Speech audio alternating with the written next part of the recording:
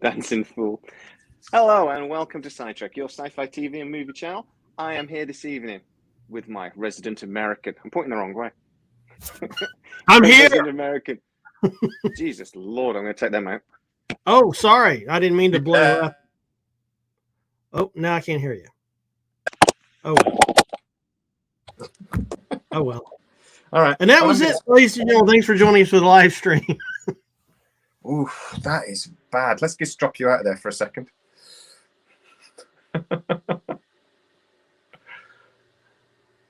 And we'll pop you back in and see if that's any better, because you sounded like a... Is this any better? Much better. Thank you very much. Good. How are you, Stormy? I am doing quite well, sir. How are you? Not bad, mate. Not bad. Oh, 1 second. I'll be back.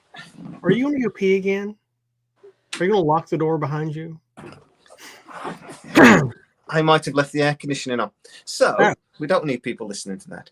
So anyway, guys, welcome to our live show. It's started off professional as always.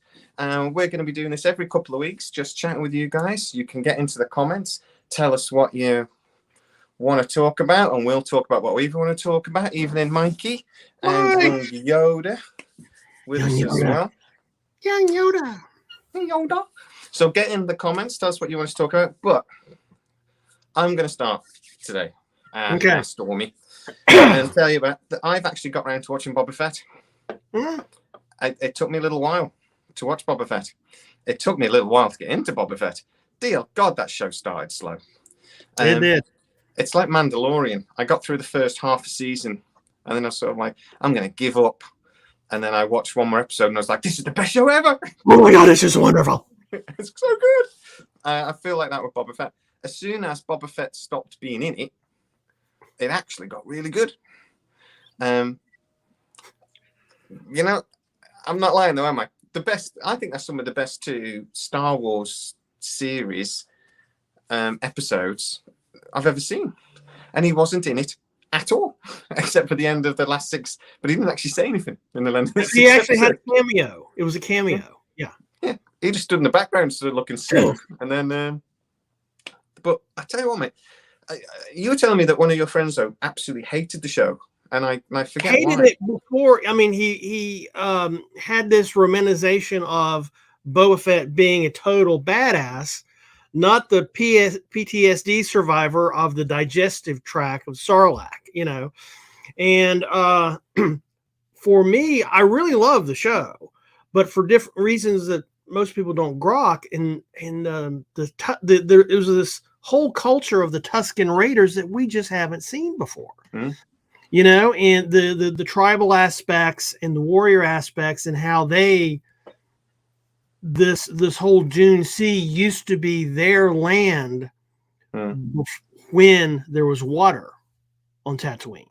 And I mean, it was just really, really in depth. I just love the shit out of that, you know. And Boba Fett, you know, goes from prisoner to respected elder, and he learns, I think, along the way that, you know, taking Vader's money just ain't worth it, because he gets thrown in the Sarlacc pit. And I think love the scene when he's climbing out of that. I have to admit, I thought that was great. When you could see the other stormtrooper sort of slowly digesting as he slipped down. Right. Yeah, just that was. I did like that. Yeah. For the last episode, one with Timothy Oliphant in. I'm a big Timothy Oliphant fan. Oh, dude, I think he's great. Right. You know, I want to see him from that show that he was in years ago. Oh God, I knew his name early. He was. He did like what was it? It was a cop show where he wore a cowboy hat. And, Justified. Right. Yes, Justified. And he was brilliant in that. I love that show. He was the bad guy in Die Hard 4 as well, and he was quite good. Die Hard 4, yeah, and Deadwood. First time I ever saw him was HBO's Deadwood. Oh, God, I never saw Deadwood. The writing was almost took swearing to a Shakespeare-esque kind of level. I mean, the swearing in Deadwood was amazing. I learned a thing too. And the British actors went over and showed you how to do it. Exactly. It was a good show. I only ever saw maybe 1 or 2 episodes of that. I never really got into it, but you know, we are pretty good at swearing. We invented it after all. So yeah, you did, and then we copied. We invented everything else. I And think then it we was tried actually to probably copyright. the Scottish that invented swearing, to be fair. They're good at it. But no, man, I really enjoyed that. But I was thinking about watching like the Star Wars lineup over the next 12 months. And I was thinking, Christ, Disney squeezing every last blood out of that stone of Star Wars. But then I was actually watching Book of Boba Fett. Right. And I suddenly realised it's not like a different series. It's what we should be calling this. This should be like the Favreau saga sort of thing. Right. You know? Yeah. No, it's like it's just chapters within a story going, you know, like different aspects and, you know, switching fast forwards. And I'm just wondering if a lot of the other TV shows are going to carry on. I mean, Starbucks character, I've forgotten her name in the show. Kobatan is going to be have her own series apparently, and I'm like, well, that's just going to be linked to the Mandalorian again, and it just goes on and on. But I mean, I think they've got like 6 different shows coming this year or and early next year. Yeah, the Falvoniverse. Well, that's what I'm kind of thinking. I mean, it's if you look at how Disney has handled the MCU, you know, where there's the main thread and then there's all these side threads, and it's kind of like that. I mean, there's Boba Fett was in Mandalorian, and it's just there's this intertwined, interlinked. Especially when I guess we've got spoilers alerts. Let's just say right now there's going to be spoilers. But when Grogu relives his adventures with Order 66, right? You think, oh shit, and it's just, and then there's the slight mentions, from the Bad Batch, of the Padawan they rescued. Don't say who it was. It is all entangled. Yeah, I do love. But you're absolutely right. It's just one solid story with the title. Remember, Favreau was a big part of why the MCU went the way it did. I mean, he was very much involved in the Iron Man series. Very much, think so. I mean, they've obviously took his expertise and just gone, right, here's the Star Wars story. Go, do what you want with it, sort of thing. And he obviously is. And like I say, it takes a little bit of time to get through the initial slow pace of the series, but once you do and you start to appreciate the style of it, I just like the end sequence where they have the drawn pictures, even just like little bits like that. Right. It's such a nuanced show as well, and there's so much to it. I've really actually fallen in love with it a little bit. And the Book of Boba Fett, I fell in love with as soon as Boba Fett fucked off. Then it was great. But you're talking about those end drawings. What was he did a lot of character drawings for Lucas back in the day. What was that this artist's name that did all those sketches, the visualization? Somebody in the side chat needs to get onto that pretty quick. Yeah. There was top of my head, mate. I remember there was a story that Lucas told one time, about originally casting C-3PO. He had the 3PO on kind of on the crest of a Tatooine dune, and he just with his in his standard stance, and that was kind of the inspiration for the actor. So he couldn't figure out how to do C-3PO, so he saw that sketch and it's like, this is it. This is it. I think that's, but anyway, you reminded me, Mac is something. It reminded me of him, and those drawings are really emotive. I think it's great that how much concept art is used in movies and TV shows and things like that as well. I did a video recently about Stargate, saying about how they're preparing all the concept art for hopefully the new series that's coming. And that's one of the things they're doing at MGM at the moment. MGM can't really do anything with Stargate at the moment. They're waiting for it to sort of get everything to get sort of agreed.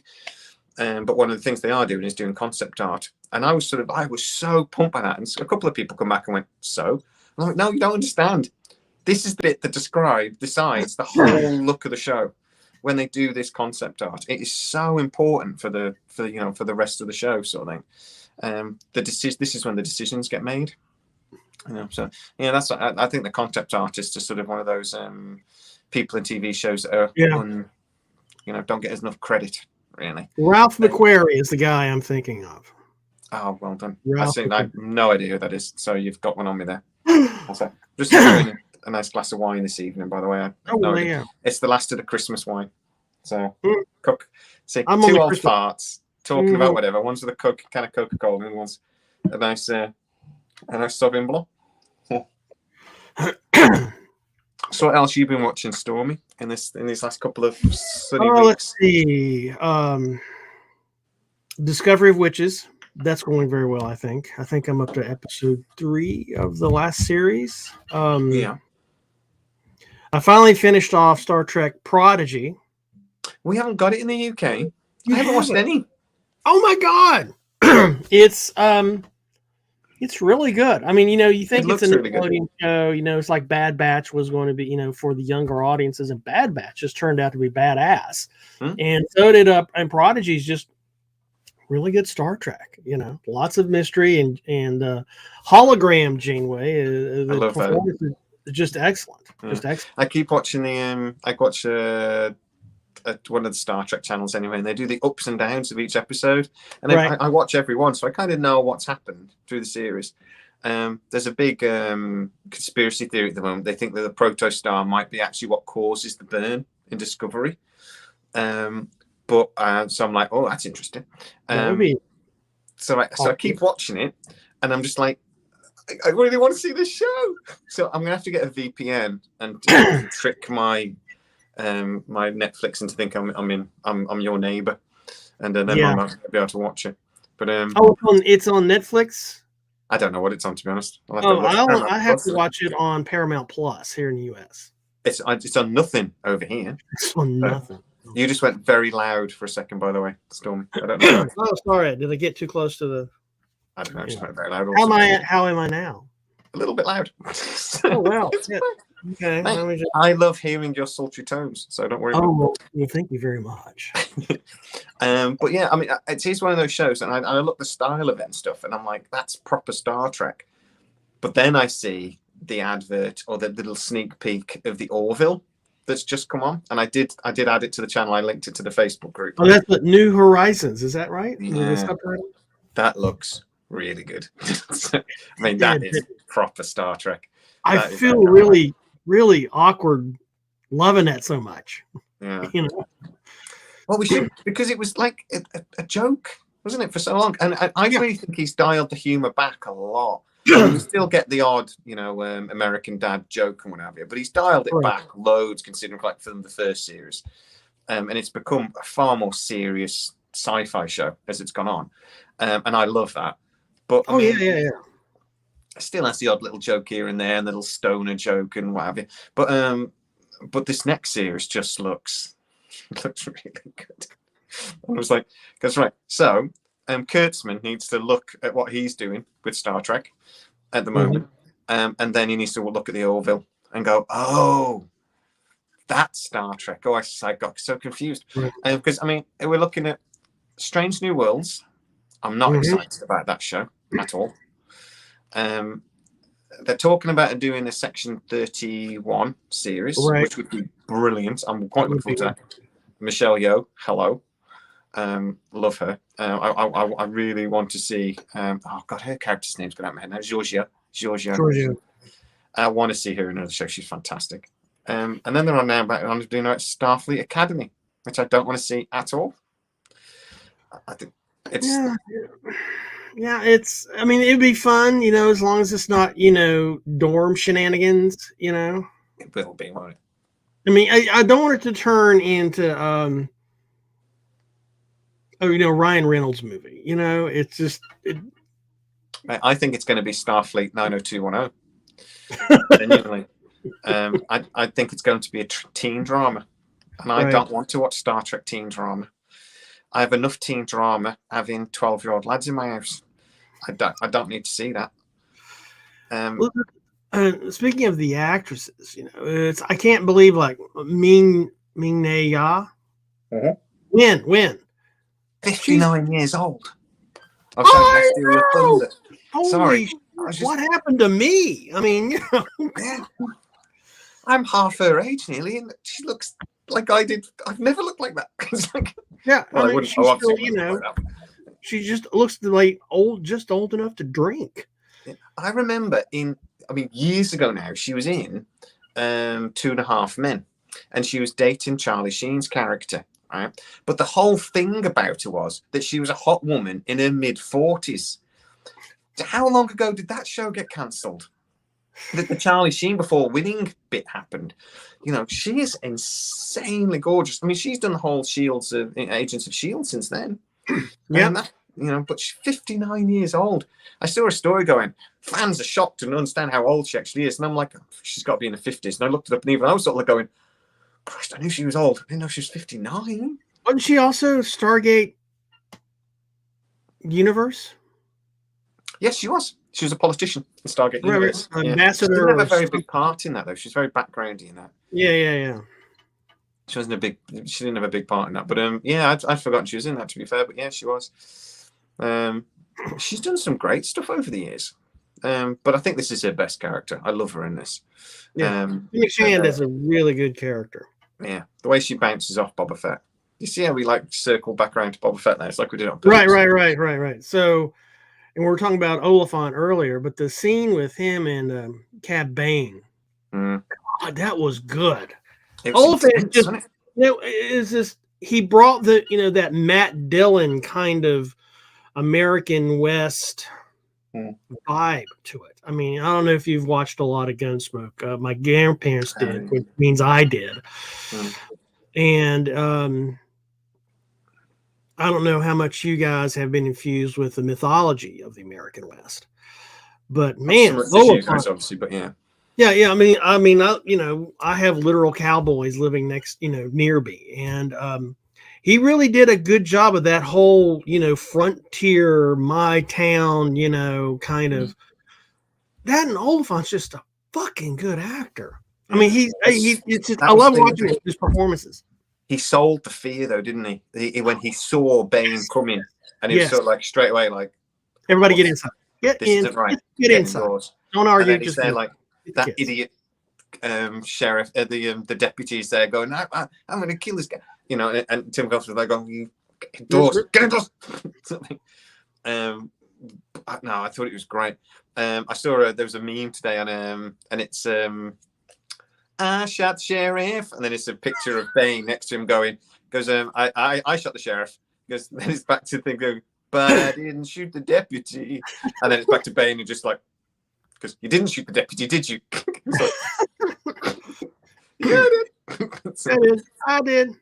Yeah, but I mean, the way they did that again, it was proper spaghetti western. It was old school 60s, good, bad, and the ugly sort of thing. Yeah, exactly. Which is another meme that's come out: the good, the bad, and the ugly, and it's got Bane and Boba Fett. Yeah, right. The bad and the ugly.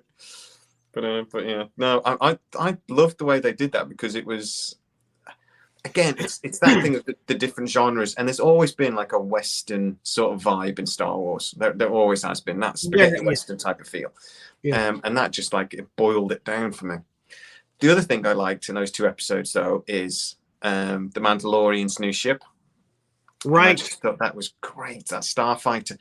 I loved how they took that, and they could have, rebuilt it and made it look the same, but they didn't. They sort of modified it. They took all the yellow off, and they just made it into a cool ass looking ship. And I love that. And I love the start, the X-wings as they're chasing it, sort of thing, and it goes, gone. I was like, should we? That was the Sublime engines kicking in. Yeah. I thought that was great. Honestly, it's the probably my favorite 2 of those sort of shows. I mean, I'm going to throw in anything on Disney Plus in the last 12 months, 18 months. I mean, and I loved Loki. I thought Loki was great. Loki's another one of those shows, just 3-4 episodes in, what the hell is this? What? It's just, and then it's just oh my god, let me tell you. That makes sense. It's the meme from, The ultimate there is the Scarlet Witch, isn't it? That was, that show was I sat my down to voice watch this because here we go. This is going to be really important for the next phase of Marvel. We have to watch this because we have to understand it. Come on, sit down and watch it. And for the first 3 episodes, my sons were looking at me what the is this? What is going on? And even on there after the third episode, going, they really need to do something now. I mean, okay, this is all very clever, well done, sort of thing on the set pieces or whatever, but you need to crack on because this is boring. And then they did. Then they did. Yeah, the last 3 or 4 episodes were great, but I think this book of Boba Fett, the last couple of episodes have been, they've been some of the best that sort of show I've ever seen. I've loved them. Who was the director for the Ringworld episode? Was that Bryce Howard? I don't know because there's been a different director each episode, hasn't there? So because Jon Favreau's obviously done a couple. I think he writes them all. I think Favreau writes them all. He writes or co-writes all of them. Yeah. Yeah, but a couple of the directors, whoever directed the 6th one also co-wrote it.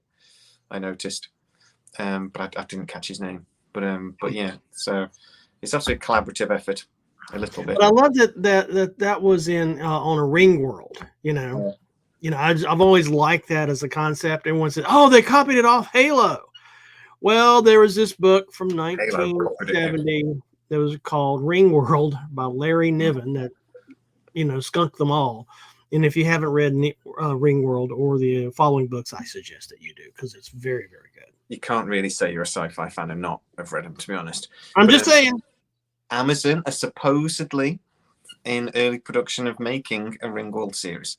So let's see if they ever actually get around to that. But they've been supposedly for about 3 years. Apparently, they've owned the rights to it and been steadily building up to doing it. They think that was one of the reasons why it appeared in that was because that's the project's on the go and they wanted to sort of have a little nod to it, sort of thing. Right. But that's another one that actually Favreau's supposed to be involved in. But Favreau's supposed to be involved in everything now. He's very popular at Disney, very busy man. But because supposedly there's going to be a Firefly reboot, which we keep having banded around like it's going to happen. But apparently, an insider on another YouTube channel, some insider has said that Firefly is definitely happening. It's confirmed, and Favreau is going to, and his team are going to be making it. And I'm like, have you seen his schedule for the next 12 months, 2 years? When is he making Firefly? I was completely on board with this until you said that. I mean, if he gets any busier, he's going to be making my breakfast. I'm just, what else is there for him left to do on Earth? Yeah, I think he should leave some television and films to other people. It's a bit like Morgan Freeman. It's just like, don't be in everything. It's just like, leave some films. Samuel L. Jackson and Morgan Freeman. They're in everything. Like, have you seen the new Halo trailer? Yeah. I actually think it looks really, really good. Have you that people a load of people have cracked on going, woke, it's going to be woke. And I'm like, watch the trailer. What's woke about that? I know we've had discussions about woke before and we scratch our head about it, but it's like, it's going to be about a 50-pound Asian girl. I goes, well, she's in the trailer. Oh, God. You mentioned that.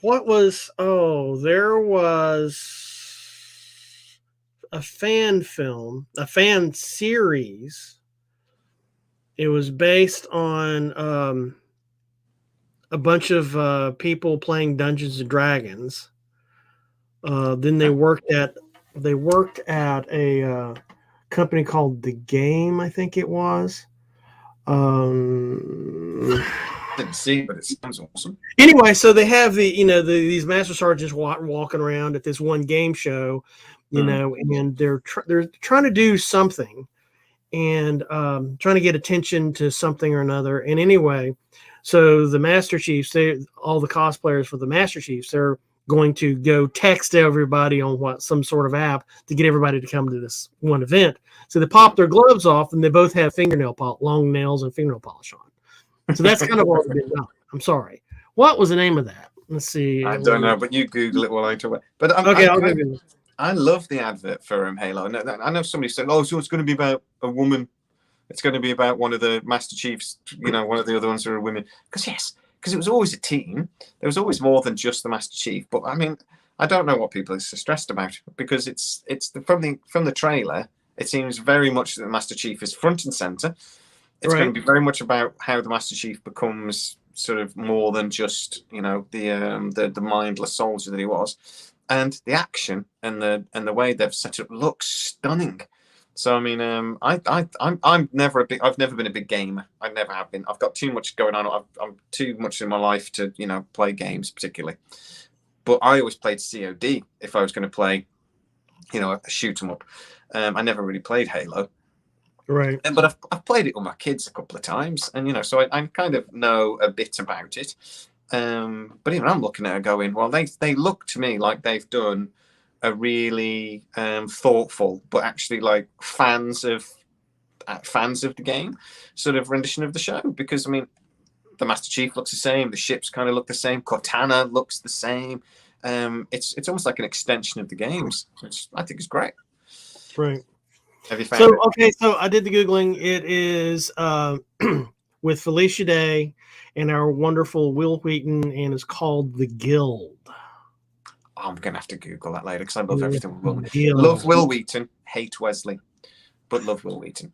I'd punch Wesley Crusher in the face, but then I'd go and buy Will Wheaton a drink and have a chat with him because he's the legend. Back in the late 80s, I saw this fan film at this little tiny convention in North Carolina. And, it was a next-gen kind of fan film. And Picard goes, "Remember to bring Weasley. We can drop him in a snake pit." And the entire auditorium roared with cheers. Drop Weasley in a snake pit. Fuck yeah. I remember years ago I went to a Star Trek-a-thon. It was all the Star Trek movies back to back. 3 o'clock in the morning. Oh God. It was when First Contact came out. So like 8 o'clock in the morning, First Contact was the big, that was the premiere sort of thing. Right. But they started showing the movies at like 8 or 9 o'clock the night before. And I remember the fifth one, oh God, when they find God, I forgot that. I hate that movie. The Final Frontier. That was on about 4 o'clock in the morning, and I slept through the whole thing. But between the films, though, they have little quizzes, and one of the questions was, "Who's the most hated character in Star Trek?" And the whole place went, "Wesley!" All in unison, sort of thing. All of us were, "Look, I hate that fucker." It's just like. Well, I don't think the writers did him any favors. I really don't. I mean, it was just he was supposed to be a little twerp, though, wasn't he? Kind of thing. That was kind of like... yeah. My favorite line, I remember it. I think it was when he let loose the nanites. I think it was. Oh, I vaguely remember that. She says, he said it's like some. He's talking about his lab or whatever. They got into the computer, didn't they, in the end, and it became right. And someone asked him what his grades are, and he just bemoans it. "I always get an A." Yeah. Punch that in the face. I think, like I said, though, I think he was supposed to be kind of hated. Well, they played up on it, though, didn't they? And you see one of those links of all the times Picard says, "Shut up, Wesley." Just like over and over and over again. Get off the bridge. Little shit. But yeah, when he basically went off to become a god in that episode with the Traveller, everyone was just like, "Oh, thank God he's left. Why do you have to leave in such a Weasley way?" And they basically called him a weasel in his name. What would be a good series for him to come back as a role, as Weasley, is just this guy that's the character has just traveled so much that he's somehow become a Q. Well, he wasn't far. And then an angry Q. Weasley as an angry Q would be fucking awesome. Awesome. I like that. Like flicking his fingers and doing evil crap to people. Right. But then would he have redemption in the end, or is he just like, or is he just going to cause terror? He'd have to be like chained, but in the end, surely they'd have to like catch him, or or the other Q would have to turn up and sort of stop him or something, wouldn't they? Or is he just going to go on a rampage? How would that wrap up? I never thought it through that much, but it's Picard would turn up and just punch him in the face. Like, "Shut up, Wesley!" And that'd be the end of the show. Or his mom shows up. I'm sorry. His mom would show up, have sex with a ghost, and then tell him to behave, and he'd go. Yeah. That's probably what would happen. Because that's the only thing I remember from Beverly Crusher.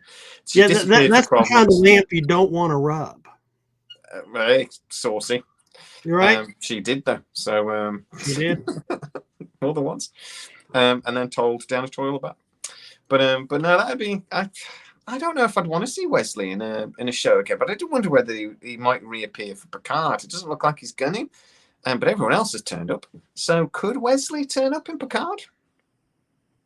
Don't know. I mean, I'd really like to see. I mean, it was just his origin story on Next Generation is almost like set up to make him the ultimate villain. You know. There is those. There's a superhero movie a few years ago actually about a kid that basically got superpowers, and he did what all of us would do. He became a complete dick. You know, it's like all of a sudden he can fly and he's stronger than everybody else and he's more powerful than everybody else. And he sort of like goes, well, you should all do as you told them because like I'm the ultimate being. He doesn't do what Superman did and go, well, I'm better than all of you, so I will try to be a shining light. He just sort of went, you got to bow. Something. And that's what we would all do if we got superpowers. Maybe Wesley would be the same. He'd come back to Star Trek as a complete dick, and but with freaky powers. But the Traveler is pretty close to a Q from a power point, from a I think so. From his abilities, transferring matter into energy and whatever. So maybe I'd love to see that. Then we're going to have at least one more series of Picard. I think we're pretty confident he's not going to be in Picard Series 2, but I've actually just done a video, so I won't talk about this too much because I've just edited it, so it'll ruin it. So, but about basically what I think is going to happen with Picard Series 2. But I know me and you had a chat about it earlier in the week about what Whoopi Goldberg came out and said and got herself in trouble. And think how would that maybe affect Picard Series 2? I don't think it will at all. No, I don't think anyone really cares. It's just like, is there any such thing as bad press? Exactly. I definitely think she really stepped in it. I mean, talk about, she really needs a publicist to do all of her offhand speaking, offhand lines. It's just. Yeah. I mean, if she'd have said, it was all, the way the Holocaust was all about hate, no one has said a thing. Yeah. I kind of know, I think I know where she's coming from being, I must say about being a black person, which makes me sound like I am. I can completely understand what it would be like to be a black man, which I can't, obviously. I've got a friend who's, he's a solicitor, and he's always late everywhere we go. He always turns up late. And it's because, and I was like, where you been, mate? And he's just like, I'm stopped by the police again. Because I've never been stopped by the police in my life. And he's a solicitor and he drives a flash car, and he's got his license plate in a database somewhere, and he gets stopped every 6 months or so. They are very polite when they find out he's a solicitor, though. To be fair, the police are lovely once they find out he's a solicitor. But I've no idea what racism feels like. But I guarantee you, even as a successful black person in America, Whoopi Goldberg knows exactly what it feels like. So I can kind of understand where she was coming from or what she was trying to say. She just stepped in it. She just said it completely the wrong way. And like I said, there's a very difference between race and religion. And like I said, a lot of people that are Jewish don't actually identify themselves with the Judaist faith. And it's like they're two very different subjects. And I'm absolutely certain Hitler didn't give a crap. So, it's like, so I completely understand why people are so angry, and I'm completely understanding why Whoopi Goldberg hasn't been sacked or anything like that, because I don't think it's like a cardinal sin. But I can kind of understand what she was trying to say. I think she just said it really badly. I don't know, but I don't. If it's. Here in this country, African Americans that's always been hate, and just look at Whoopi Goldberg's film, The Color Purple. You could, in the past, you could, in the 1900s, you could just kill a black person and get away with it. And no, you would not serve a night in jail. Then it came same thing with gay people. You would never spend a night in jail. And so it's the Holocaust, I think, I mean, yeah, it was just hate, blind, unrational or irrational, just hate, just fetid hate. I was going to say, it could have just as easily happened in the UK, the Holocaust as well. I mean, the Jewish people were hated here as well. They were blamed for everything that went wrong in society. They weren't. We always sort of like, oh my God, this is so disgusting. But we're kind of like glossing over our own history a little bit. And obviously, the Jewish people race is still mistrusted in some quarters today, even in America and UK, and they're all the bankers. They're all the bankers. What's going on? So then, there's loads of conspiracy theories and things about the Jewish people, and it's, even here in America, there was this thing called the American Bund, which I had relatives that were a part of. I had relatives that loved the position of the Nazis. Yeah, they thought Hitler had the right idea, and that's here in America. Years, decades after the end of World War II. Yeah, and so it's hate. It's just anyway. People always when things are bad, people want somebody to blame, accuse. Right. And somebody to blame. It's their fault. It's that person's fault. But anyway, we're a sci-fi channel. Right. So the real question is Picard and Guinan going to bone this time? Obviously. I mean, I think you can tell from the I actually don't think I watched a couple of videos. This is so stepping on the video I've just finished editing. But I did a video about I watched a video, about this. Said Q Guinan explained, revealed why Q is scared of Guinan. Revealed. Oh God! But then it goes on about how Guinan was in the Nexus, and if she was ripped out of the Nexus, that's where she got her powers from. And apparently this comes from a Roland D. Moore statement that basically said that's what they were going to go with. I also say Ronald D. Moore, not Roland, which I said in the video I did about BSG. Oh man, I got so much shit for saying that. I'd recorded 2 videos. I always record my videos in blocks of 2 or 3. I did a video about Roland Emmerich. Then I did a video with Ronald D. Moore, and I made a slight error. The amount of crap I got for that on the comments. But anyway, I tried to pretend it was just my accent, but I didn't get away with it. But anyway, so Ronald D. Moore said that actually that was the plan. But when Q sees Guinan for the first time in Q Who, the episode Q Who, he calls her an imp, and then basically says the last time he saw her was 200 years ago. Well, that would have been 100 years at least before the Nexus incident. So if she gained her powers then, she must have had something at least before that. But then that did lead me on to other thinking, but I'm definitely not saying that because I've had a genius idea about why the Q and Guinan hates the Q so much. But anyway, I actually think in that there were talks about how in Picard Series 2, we're definitely going to have it explained to us now. We're going to understand the relationship between Q and Guinan and Picard. And I'm just there going, no, we won't. They won't explain anything. Guinan will be in it barely more than she's in the advert. I'm such a cynic. She'll be in barely more than she's in the advert. She'll just be all mysterious again. And they'll be like, oh, isn't our relationship deep and meaningful? And I just want somebody in the background to walk past and go, why? And they go, oh, well, because it is. No, explain this. How do you know? When did you first meet? But that won't happen. We won't have anything. And she'll sort of go, oh, go do a timey-wimey thing and fix it. And then the rest of the series is basically going to be the voyage home.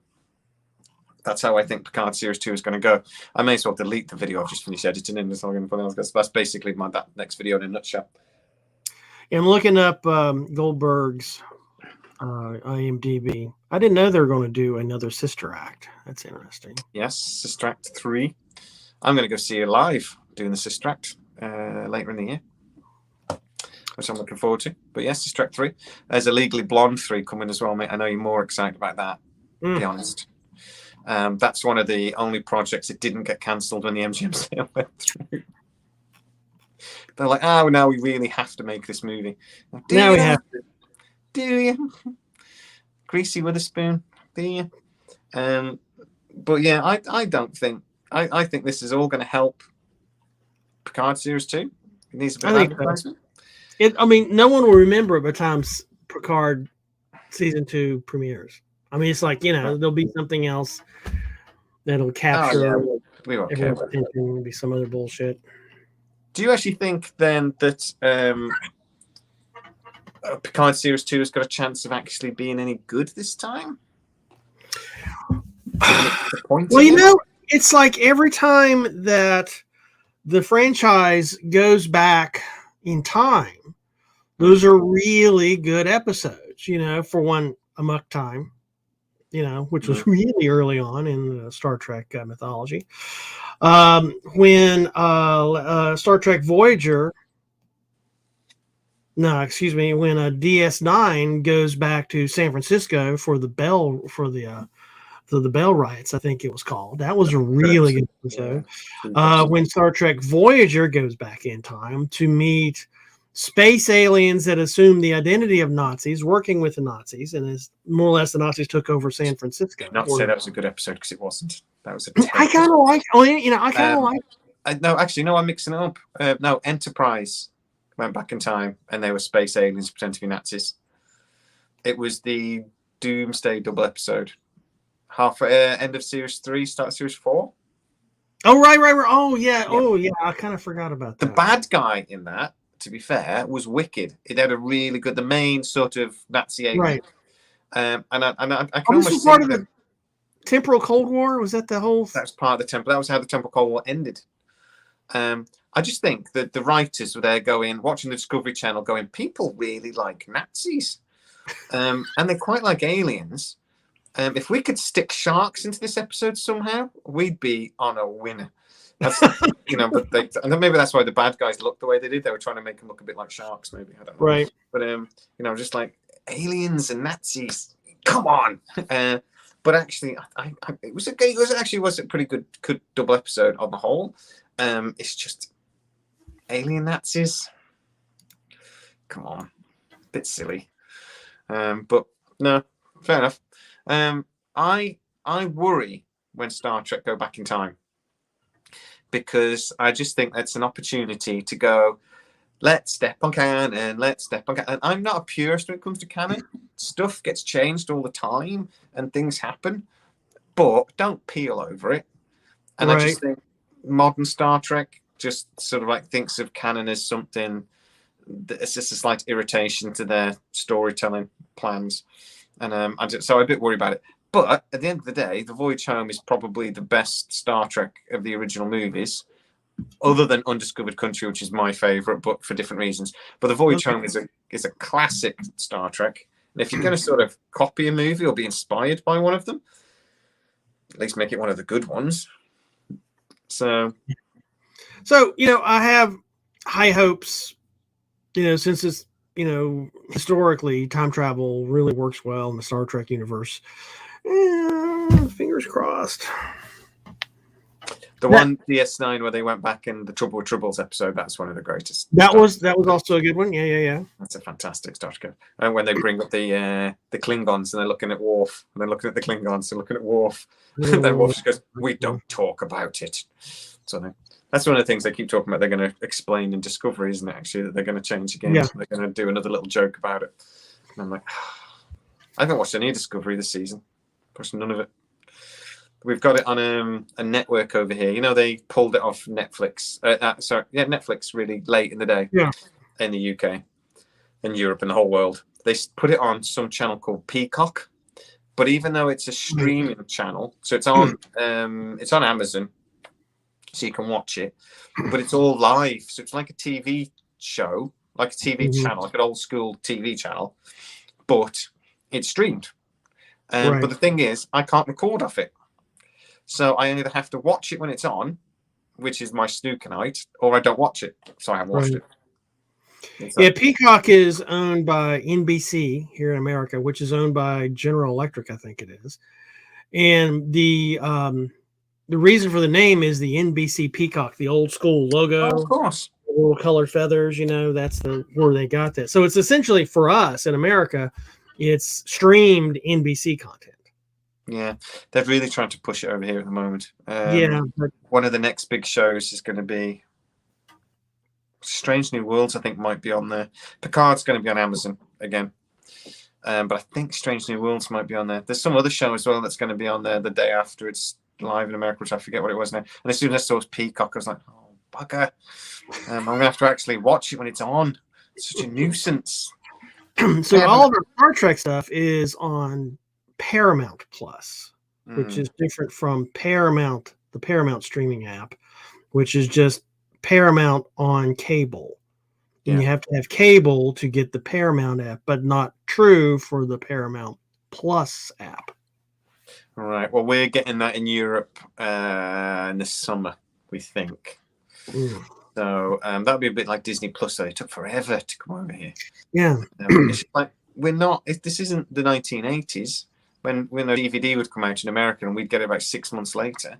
Give it us now. It's not that difficult. It's a file, and you don't really have to with 4K. You really don't have to worry about PAL versus NTSC or whatever. Yeah, exactly. I don't even know what that meant. So, because I'm a terrible techno geek. I'm not a computer person, but I know it's not hard. So, but I don't know why they're wasting time. It's just investment, I suppose, isn't it? It's just investing into it. But at the end of the day, we'll watch it. But I think they might struggle with that though, because we're tight. And we in the UK, I have Amazon, but only because I don't get free postage. And Amazon keep emailing me thinking I'm a company.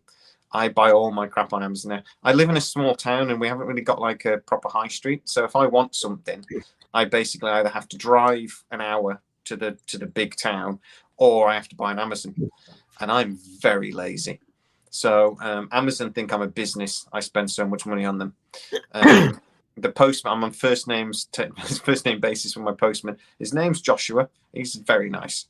Hello to Joshua. Yeah, and he keeps coming on a Sunday as well, you poor sod.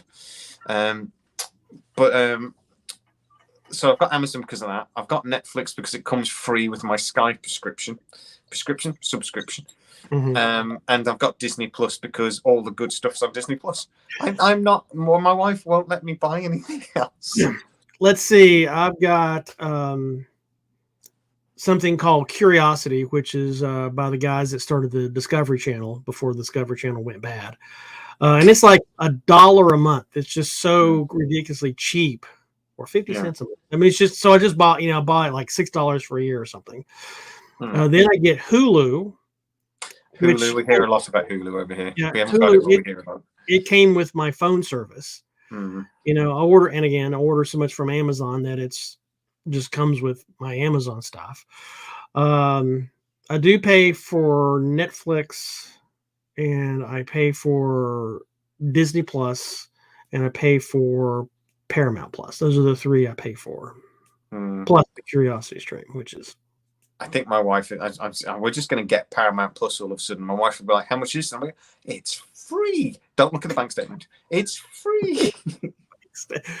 Pay it via PayPal or something. Yeah, I'm going to have to pay it from my credit card and hide the bill or something. I'm just going to have to hope they sort of do what Disney did and sort of like make it cheap to try and, battle with Netflix sort of thing. Right. Because Netflix is getting quite expensive. I'm glad I don't pay for it anymore, really. Well, here's, the way I look at it is when I had cable, the last I had cable was like 2017, I think it was. And it is just the cable portion, not the broadband. The cable portion was like well over $100. And I really didn't have an extreme, subscriptions to everything. I had HBO, and that was about it. I mean, it was just really expensive. And so when I'm watching TV, I'm typically watching 4 channels, local news, HBO, and AMC. And it was just really, so now with streaming, the other thing I didn't like about cable is there's all these hundreds of other channels that I never watch, and some I just thoroughly hate. So like I'm subsidizing all of these TV preachers that's begging me for money. I just loathe that.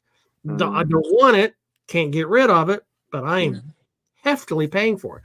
The streaming services, that $5 here and there, $10 here, and it adds up. But the difference is I'm getting what I want, I'm not paying for what I don't want, and I've got too much to watch now, which was not the case. I'm with you on that. Early in the lockdown, I was like, thank God for Netflix. I started watching all the Spanish stuff on Netflix. I'd watched so much Netflix early in the lockdown. I was just like, it's 3 months. I'm not allowed to leave the house. All those TV shows I never got around to watching. Ghost Town. I'm never doing watch that. Let's watch it now. Let's watch it. Sure. Start up. Oh, good. 36 episodes. Let's watch that. Yeah. Oh God, yeah. I just watched Netflix all day, and it was just pause to go to the toilet and go get a drink. So then, like, I just sat on the settee. It was brilliant. It was just like everything I've been told my whole life I'm not allowed to do. Don't be lazy. Don't sit on the settee. Don't do it. None of a sudden I'm saying, stay in the house. Stay in the house. Don't move. I just wish Disney Plus had been a bit better then. I paid for Disney Plus then, but it was just Disney. And it had nothing on it. And then the Fox deal went through, and all of a sudden it's went. I was like, oh my God, I can watch X-Files from the beginning. This is awesome. And there's loads of films on there all of a sudden. But go back to Picard Series 2, though, for a second. Picard Series 1, we were all excited about. And then it turned out, in the end, to be rubbish. Could Q come back in time when he reappears, realize that Picard is an android, and fix that shit heap of a plot hole of a cock up to the story? Surely he could click his fingers and make Picard human again, right? Sure. Why doesn't he do that? I'd watch that. Because Q's a jackass. Just to wind us up. Right. Just to wind us up. Capitan, you're still an android. Yes, I am. Missed you. Does Picard as an android poop? Or eat or drink or anything like that? Well, there's this in the trailer for the next season, the whole Earl Grey gag. Yeah, but so I guess so. Hello, Carlos.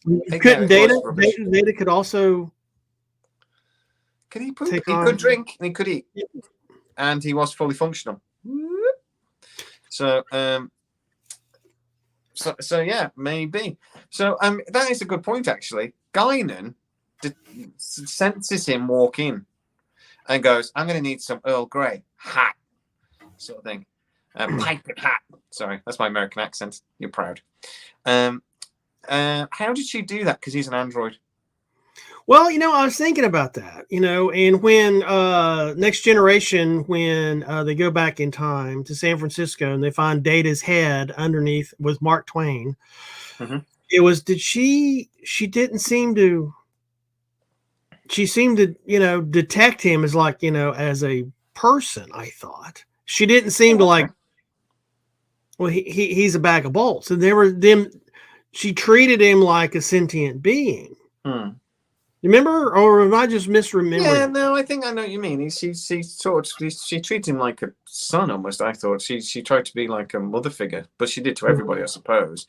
I don't ever remember doing anything that was she detected him, but I don't know.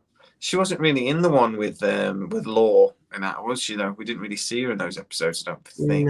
No, don't think so. Yeah, that's what I was going to say, Carlos. Actually. The twin sisters, where they were androids, they were designed to behave like human beings, weren't they? They didn't know they were an android. So they ate and drank, and I imagine pooped and peed. I don't know why I'm concentrating on the pooping part as much as I am, but I don't know. I just have this thing about Data or an android wiping his own ass. I don't know why that amuses me. As considering that there are never toilets on these ships, the sci-fi things, they never put the toilets. I got the technical manual for Star Trek: The Next Generation. There isn't a single toilet on it. But anyway, so maybe that's a bit it. He's designed as an android, but he is basically human. But I just wish Q would come up and go. And then he could click his fingers and make us all forget the last episode of Star Trek Season 1. There is very advantages. Lots of advantages there. Yeah. That would be good. The other thing I like in Picard Series 2 trailer, though, is that they've brought back some of the original Star Trek designs. There's a Steamrunner design and an Equinox design, and those are the two ships that are chasing the Picard ship, which I forget the name of. They're chasing it as they're about to do the sun maneuver sort of thing. They're trying to stop them. I'm just glad they didn't bring back those. It's almost like they've watched back the last episode and gone, oh God, we really dropped a kegger there, guys. These ships are hideous. It's like, so let's actually bring back some proper Star Trek episodes, or they might lynch us. And I was all up for lynching Kurzman at the end of Star Trek season 1. Yeah, a Nova class, Carlos. You're right. It is a Nova class.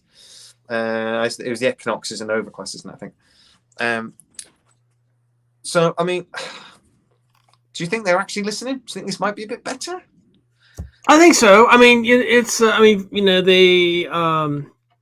Sometimes I think, bringing back Guinan is kind of like what DX9 did with Worf. Perking it up. Trying to bring back some of the former glory. And the same thing with Q. I mean, one of the best villains in TNG was Q. Yeah. You see Q. I never really thought of him as a villain. Huh?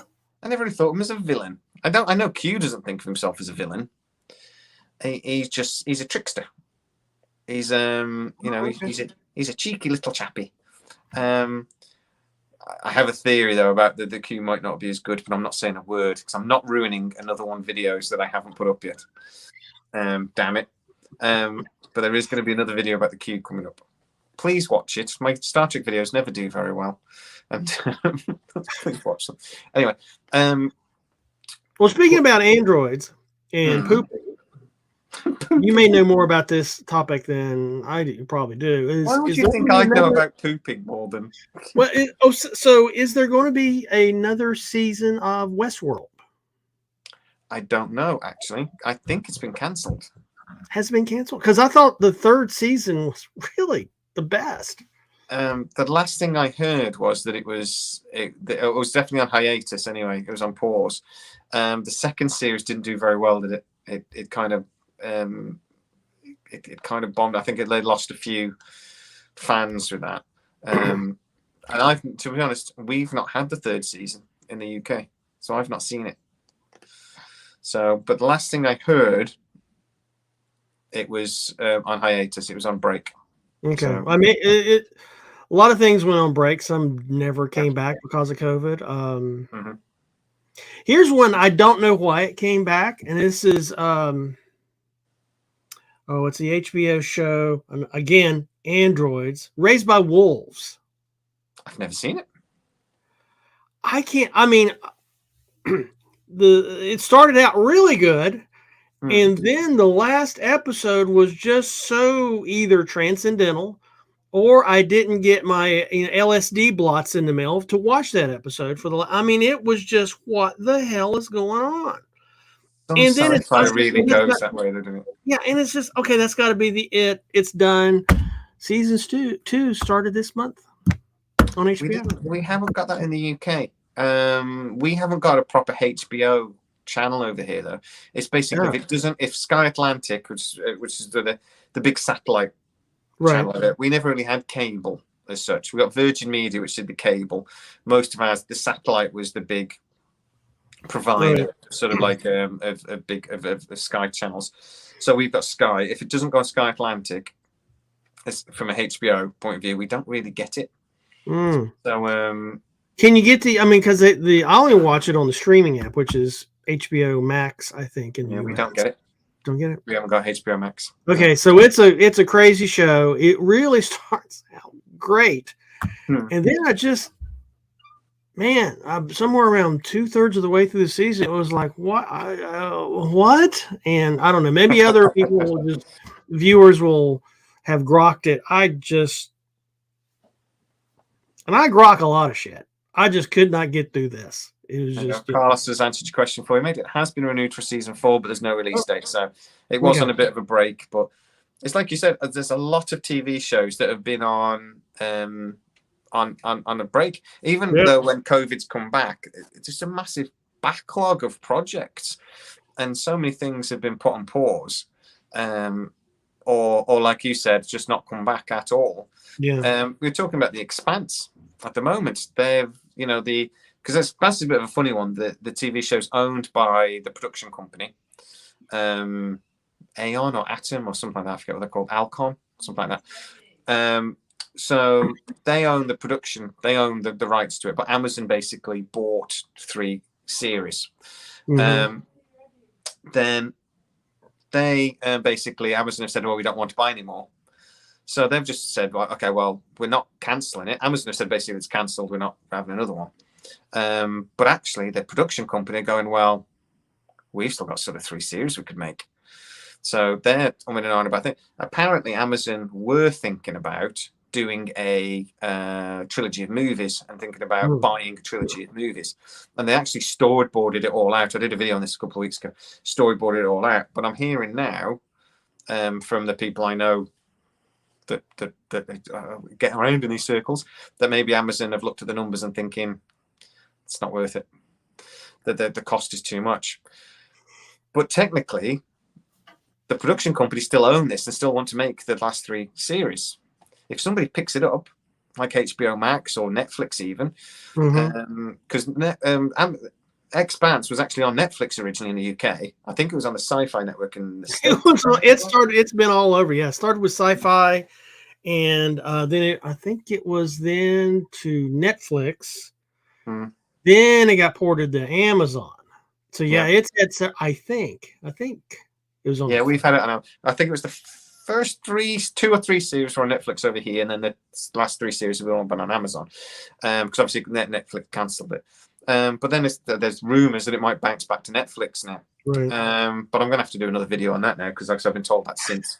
Did a big long video about how they might get 3 movies. Now it turns out probably not. But one of the things they do with these things is apparently is when they were they do the storyboard it all out, and one of the exercises is, okay, how much will it actually cost to make that? And when they sort of did the math, the Amazon people went, no, we're not writing that check. Well, yeah, I mean, some of the rumors I've heard, and these you again probably know more than I would, is that Amazon really spent a lot of money to obtain the rights to Lord of the Rings. I think it was $250 million. Was it 250 million? Was it somewhere around there? No, it was $1 billion. And it's just for the rights. Is that correct? No, that's including then the production cost of the first series. Okay, so I think they got the rights, very limited rights, for $250 million from the Tolkien estate, and everything else is the production. Yeah. And so if they've spent $1 billion, I understood. Yeah, it was hundreds of millions of dollars for this first season. Man, how much more money do they have? I mean, I'm just wondering how many other productions have gone by the wayside because they're spending so big on Lord of the Rings. Well, I mean, that was the big thing with The Expanse was basically because Jeff Bezos is a fan. He actually read the books himself. He's a fan. So if Amazon do end up deciding, yes, we're going to produce these, it won't be because of the viewers, because not enough people watched it. People who watched it love it, but nothing like enough people watch it. And the people that do, it's $500 million, apparently, Carla says. $500 million. And he says it wasn't Netflix. In the UK, it was on Netflix. I'm reasonably sure, but I might be wrong. Because I watched it first, I'm sure it was on Netflix. Because we don't have a sci-fi network. We have a sci-fi channel, but it's actually doesn't really have very good TV shows. It's like one of those channels that's 133 on your channel list sort of thing on Sky TV. Well, sci-fi used to be really good, and then they started doing wrestling at night. Oh, really? We don't get that. Oh, yeah. It was. We just get lots of really cheap, quite cheap sci-fi shows. Sharknado. Oh, yeah, we've got a lot of Sharknado. But like, there was some space one. I forget what it was called now. But it was just very cheap and cheerful, and it's quite good sci-fi. But it was like, not you wouldn't really. It's nothing you'd write home about, sort of thing. But yeah, I mean, so. If they do go ahead with that, it'll be because Jeff Bezos or somebody else wants to. It won't be because of the viewership with the Expanse. Yeah. The critics love the Expanse. I mean, I think it was season 3. It's got on Rotten Tomatoes. It's got like 100% mark, and 90% with the people watching it, sort of thing. Sci-fi shows never get that. I know a lot of people that purposely are not sci-fi fans that loved the Expanse. Yeah. Exactly, because it's gritty and it's a bit more real. And it's got so many layers to it. But I was watching something about it today, and I never really thought about it before. But they're sort of saying that actually it goes in phases. The books, like the first and second books, sort of go together.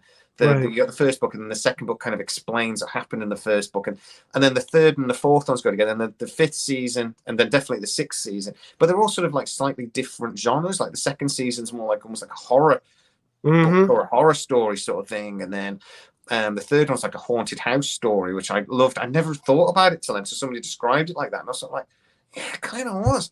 Well, and then the sixth season was like an adventure, but apparently the 7, 8, and 9 are like a fantasy adventure more. Right. So I was thinking, oh, okay. And they go together. And I've never read the books. I tell a lie. I've read the first book, but I've never got around to reading the rest.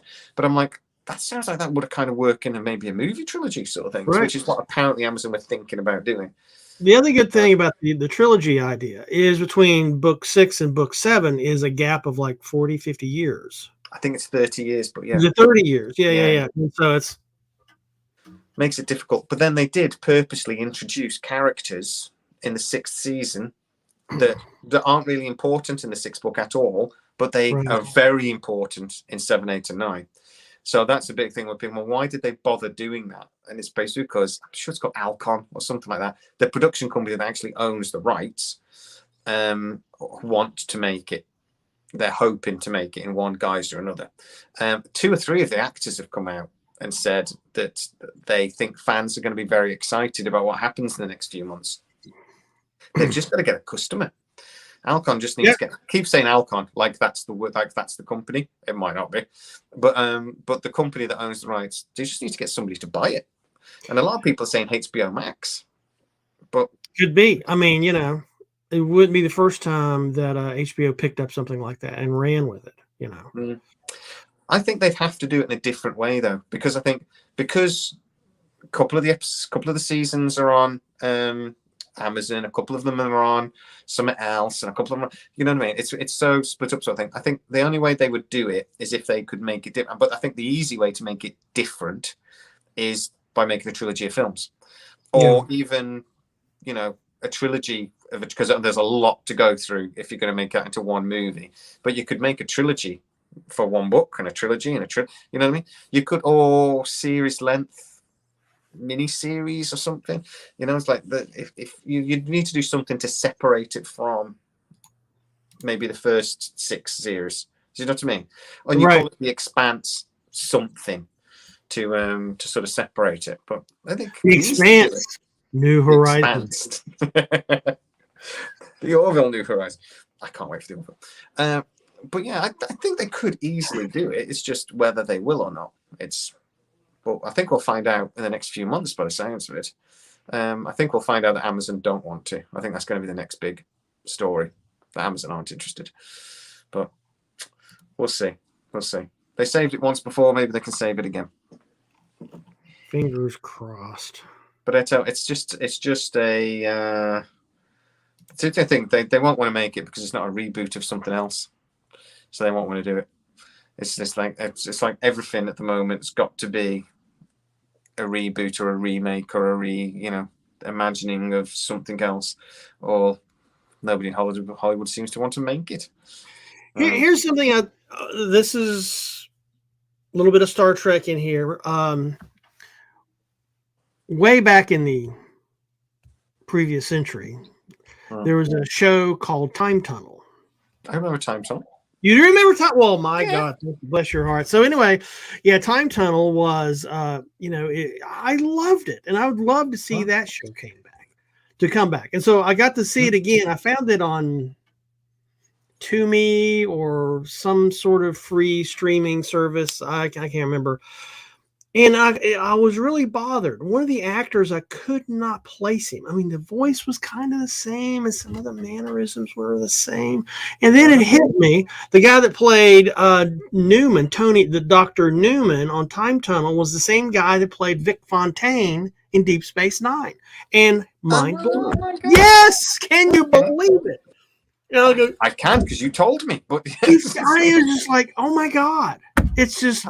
Yeah, Time Tunnel was made by the same people that made Land of the Giants and Lost in Space, wasn't it? ITC. They're all very similar look to them. Yeah. Filmed in Technicolor. Let's see. It was Irwin Allen. Yeah. Irwin Allen was the creator. I always thought Time Tunnel was the inspiration, I should say, for Quantum Leap. I always found that was sort of like a similar sort of thing, which we are getting rebooted.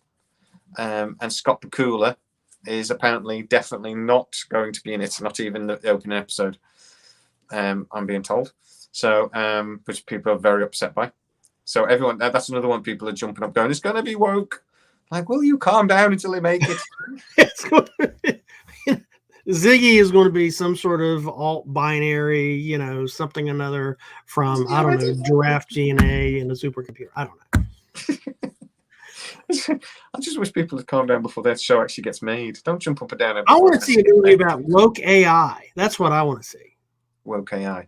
Yeah, is the AI how woke can we get AI? This AI is binary. Well, yes, it is because it's binary. It is exactly. Unless There's it's a joke quantum, there somewhere. We just need to think. Is it quantum AI? Then is it?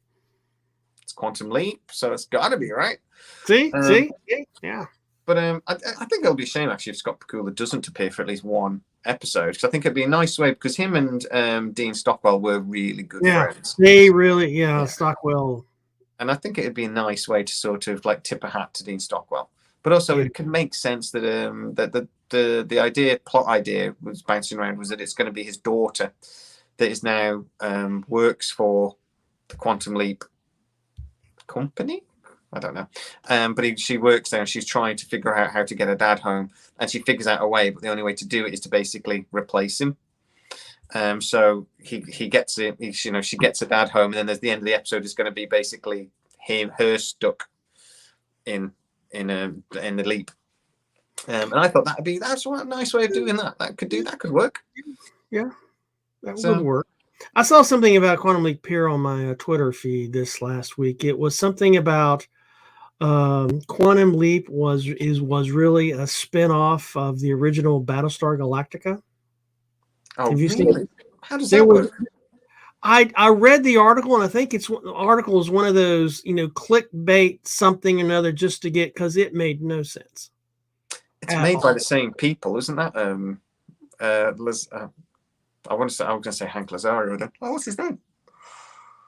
I can see him do the typewriting thing at the end, then he just. No, he made all of those TV shows. He made Airwolf and A-Team and. Oh, let me go look it up. Yeah. He made Battlestar Galactica as well, didn't he? I'm sure he did. But Battlestar Galactica was basically just the TV going, Star Wars is popular. Let's do that. Star Wars. Right. What's his name? Not Shapiro. Belisario. Yeah. So then he did Quantum Leap as well. Yeah, he did a bunch of stuff. That's the only thing I can think of. I can't think of a single link between Battlestar Galactica and Quantum Leap. Let's see. He's the new Magnum PI, NCIS Y50, Quantum Leap, Tequila and Bonetti. Don't know what that is. Airwolf. Yeah. Oh, here's one I liked. Tales of the Gold Monkey.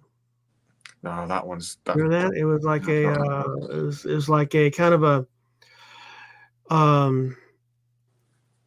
a South Pacific post World War II kind of adventure series. I think it came out maybe before Indiana Jones. It was very much like that. And the guy had a seaplane, some sort of Grumman seaplane, and we'd fly around, have adventures. I do remember that. I remember that. So yeah, he did that too. He also did Black Sheep Squadron. I don't know if you remember that. It was another South Pacific, but during World War II. It was based on a true story from a captain in the Army or the Marines, Captain Pappy Boyington. What a name! What a name, right? That is a legendary name. I wish my name was Pappy. Yeah. Oh, sorry.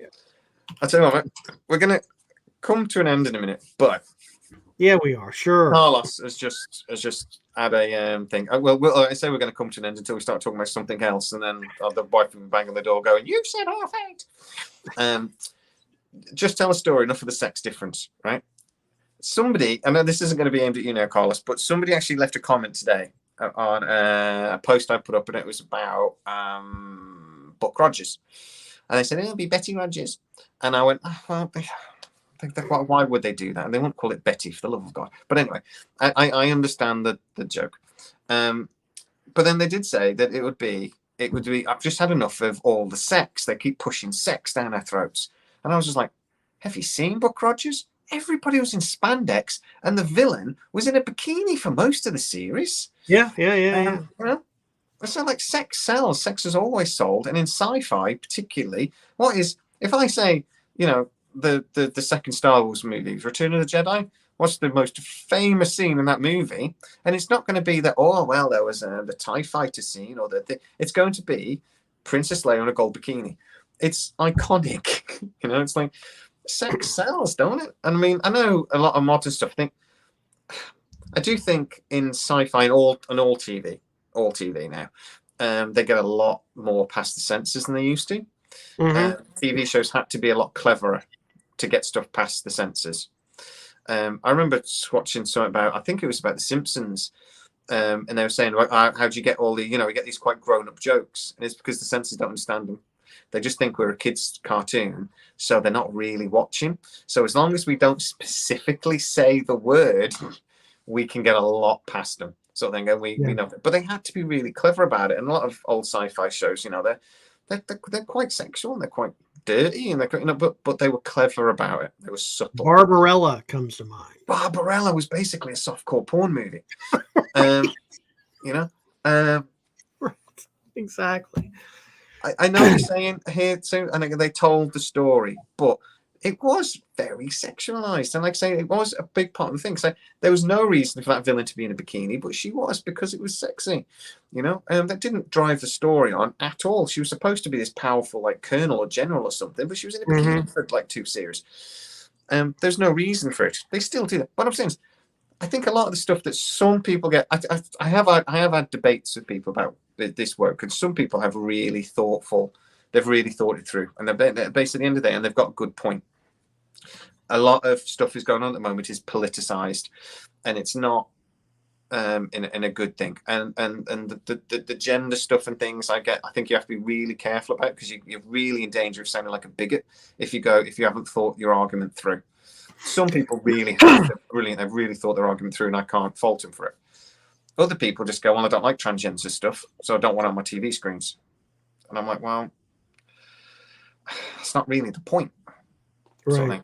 But saying this about, like, it's too sexualized, I'm like, that's always been the case. It's always been sexualized. Have you seen early Roman Greco art? There's a lot of penises. So yeah. Boobs. How many Renaissance paintings have, boobs out?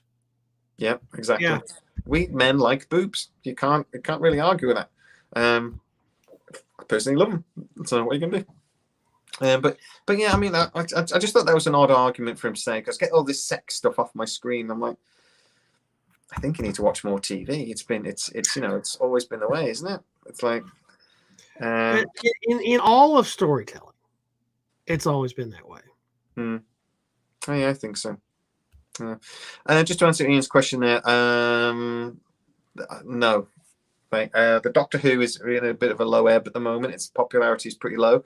Doctor Who's coming back, so Torchwood won't be. It's not doing great at the moment.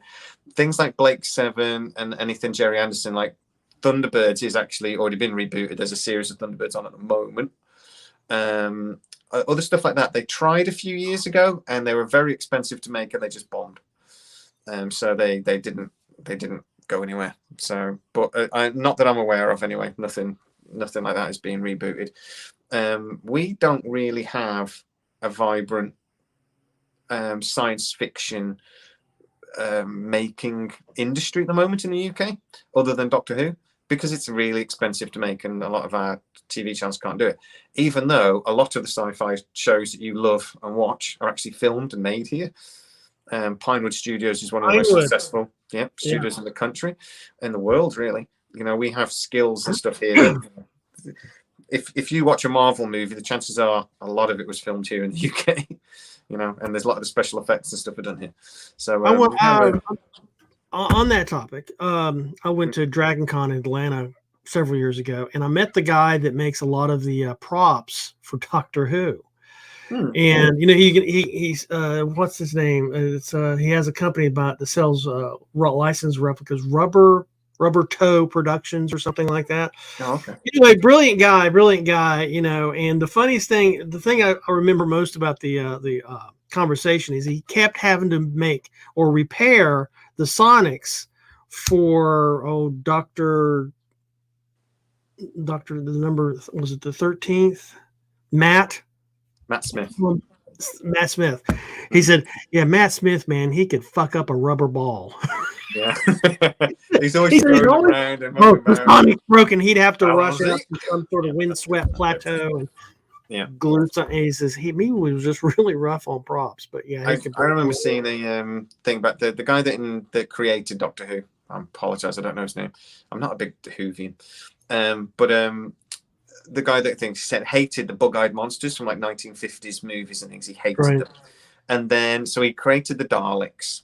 But he didn't really envisage what they would look like, and somebody in the prop department, probably this guy, had to create a Dalek, and obviously it comes out with the exterminator, and he hated it.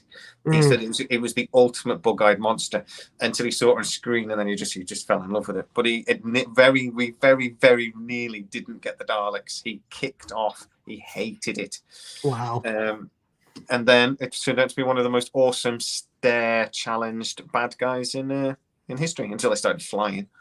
And it's basically dustbins with a bug-eye thing. But now Doctor Who is one of those series that when Matt Smith was the Doctor, he was my favourite. I love David Tennant as well. But since then, I haven't watched it. I can't watch it. We used to have the Christmas special here in the UK. I know. It's 5 o'clock, Christmas Day, Doctor Who, for about 10 years. And now they've moved. You know that its popularity has waned because now it's the New Year's Day special. And, who cares? Good evening, Alan. How are you, sir? Hello, Alan. I should say that anybody, I've forgotten to add the link to your channel, Stormy, onto the description. Sorry about that.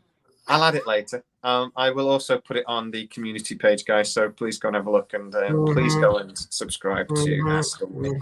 I forgot. It's Sunday. I'm busy. Shut up, Stormy. I've been cooking Sunday dinners all day today. Oh my gosh! And drinking alcohol. So I'm half. Oh, blame it on the Christmas wine. Why not? Yeah, damn it! I gotta finish it. It's just sat there in the cupboard. But I'm half cut right now. So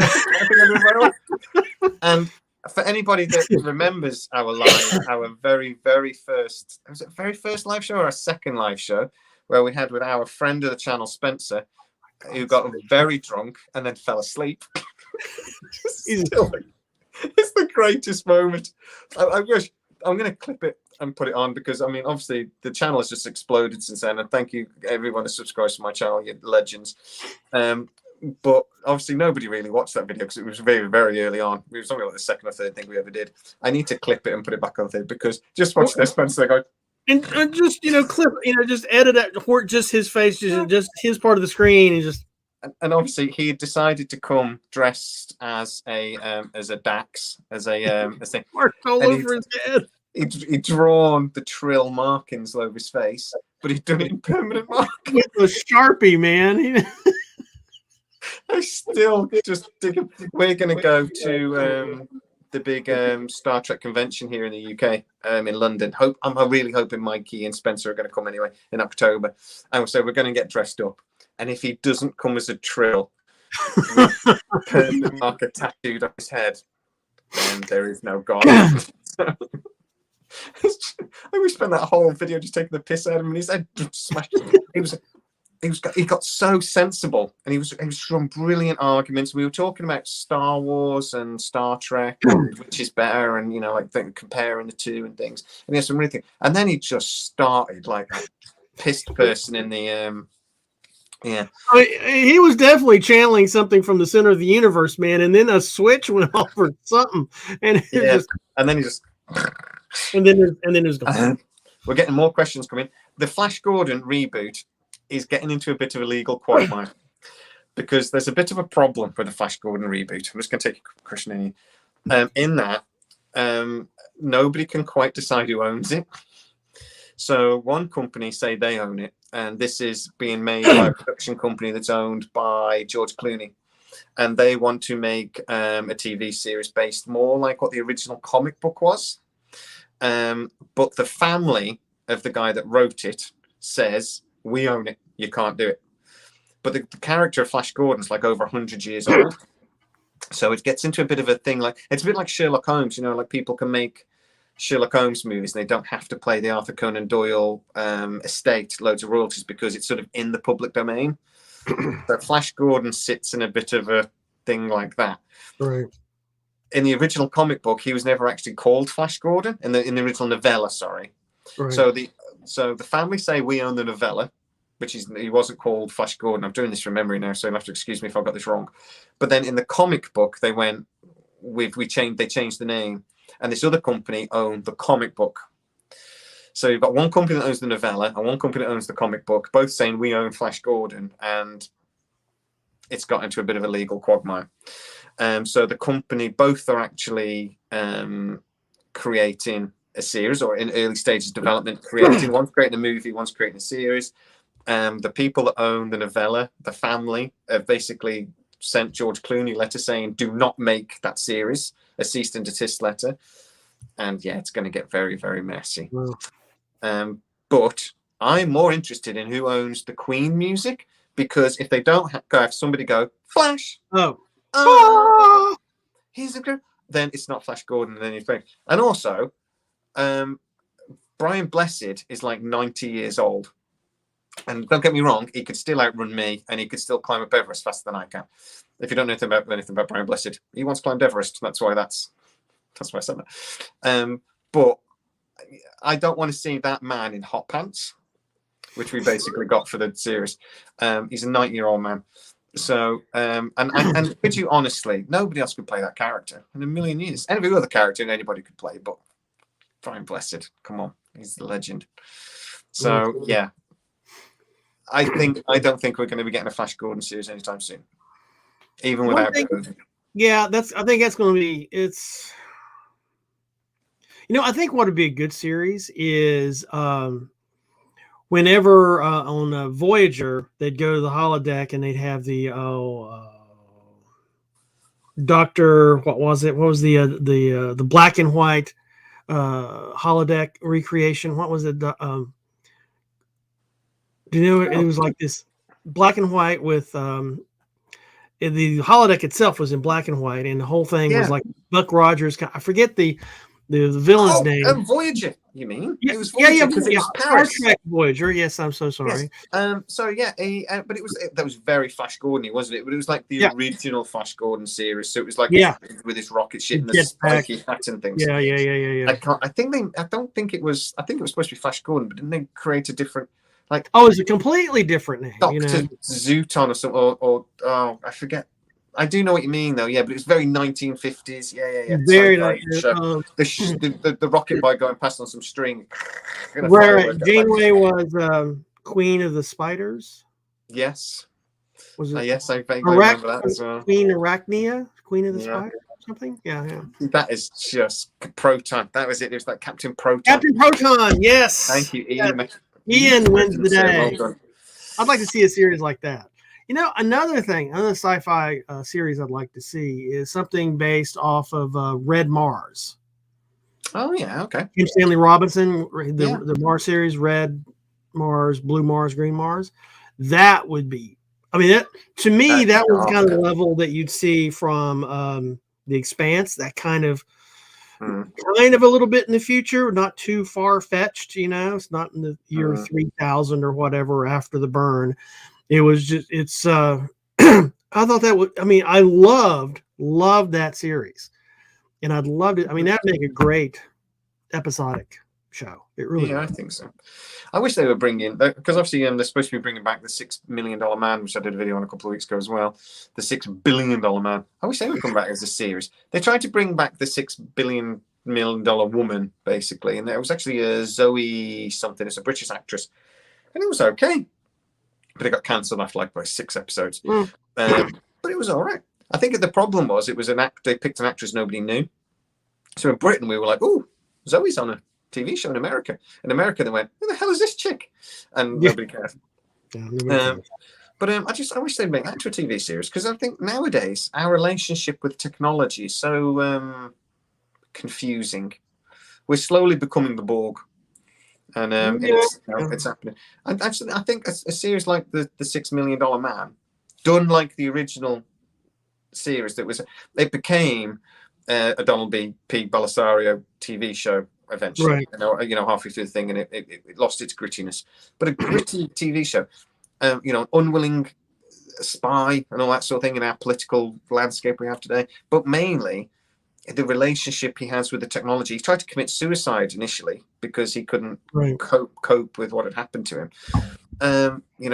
So I think that sort of thing would be a really interesting TV show if done right, but it's going to be made into a film. Oh my God, Timothy Oliphant as the Oscar Goldman. Oh, that'd be good. I like that. Would that just not be an astonishing casting? That would be good, man. I like it. Oscar Goldman, head of the OSI, I think it was. I love it. Yeah, that would be good. Yes, you heard it here. Timothy Oliphant and everything. I love Justified. It was one of my favorite shows. Justified was really good. I absolutely love Justified. I knew Whalen. That's his name. Whalen. Justified. I love that show. Anyway, right, guys, we are at the 1.5 hour mark, so we are going to call it an evening. Of course we are. Because I've got work tomorrow. Oh.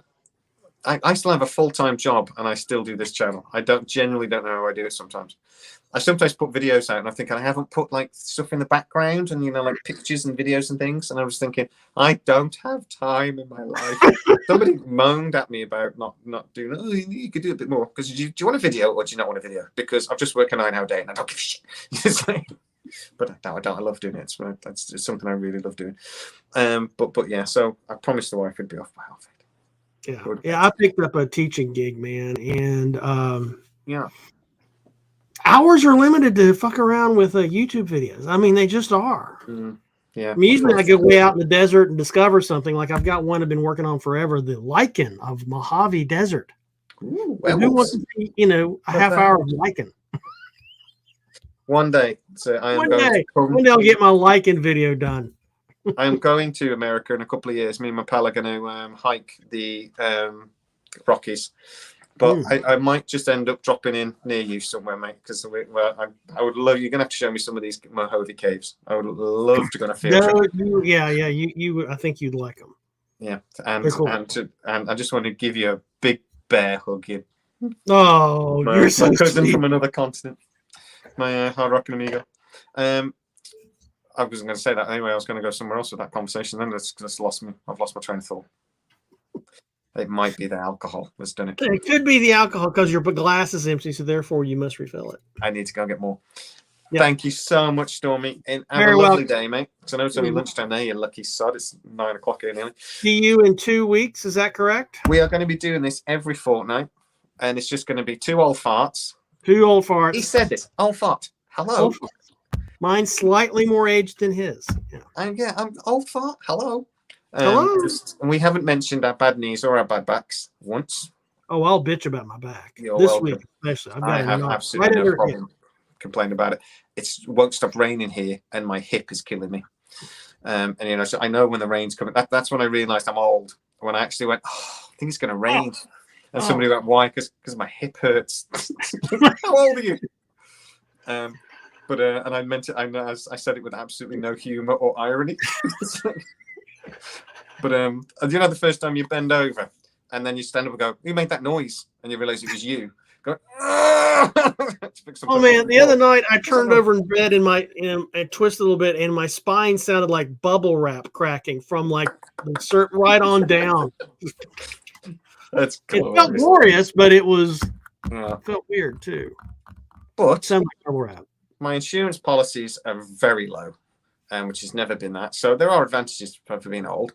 I'm wise, and I've actually got savings now, which I've never had in my life. So that's nice. But I need to actually. My channel is actually doing really nicely at the moment, but I need to earn enough money to go down to 4 days a week at work. so then I can do more videos. So at any point you guys just want to give me money, I'm okay with it. I don't like begging, but I want to go down to 4 days a week. So can you set up a Patreon? Do you have a Patreon? I could do, but I don't. I'd rather YouTube paid me, to be honest, with adverts. Yeah.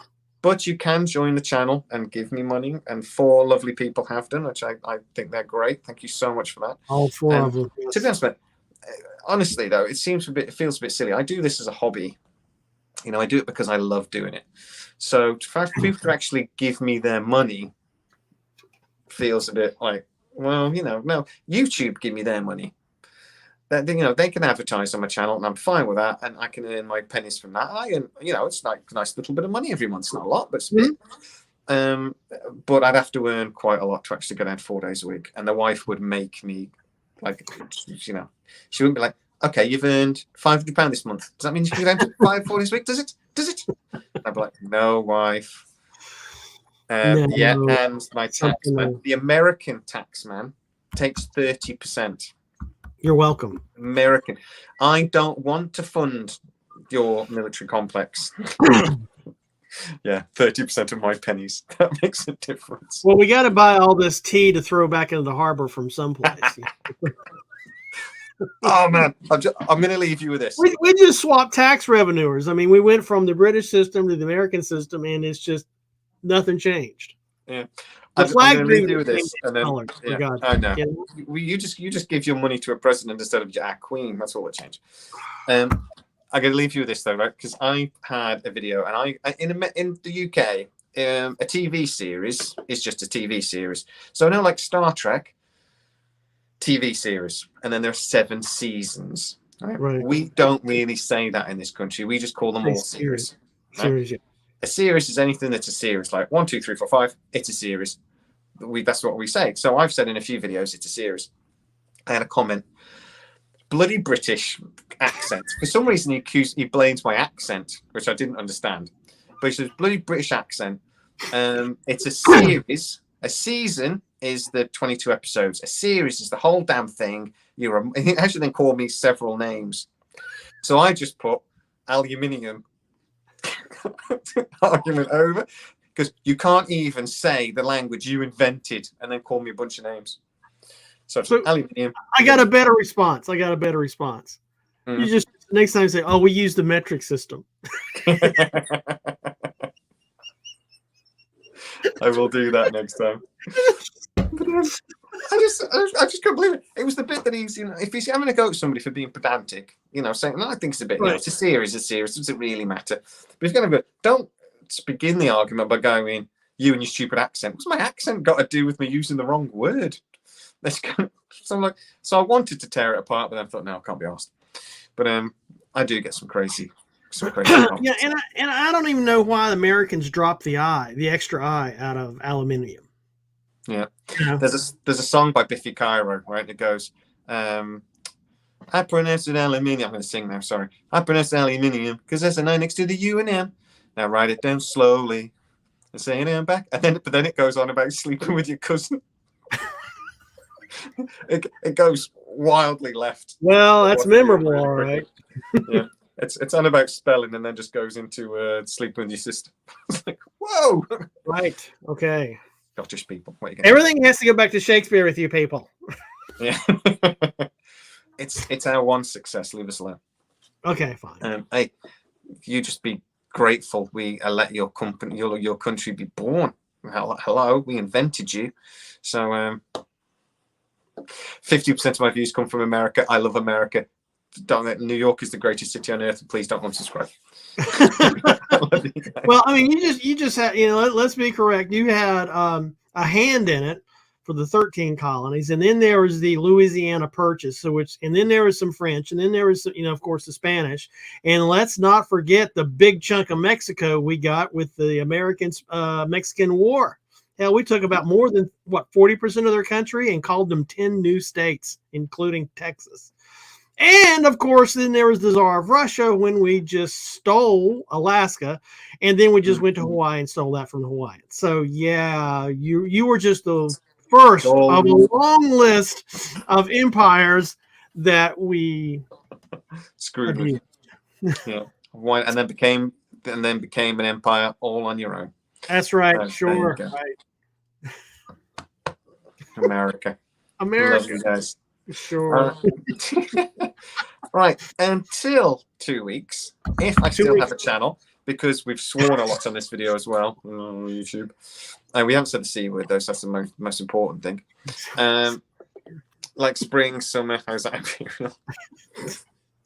We will see you in 2 weeks, guys. All right, 2 weeks. Peace. Y'all be good. Thanks for everyone that's viewed. Speak to you later. Bye, guys.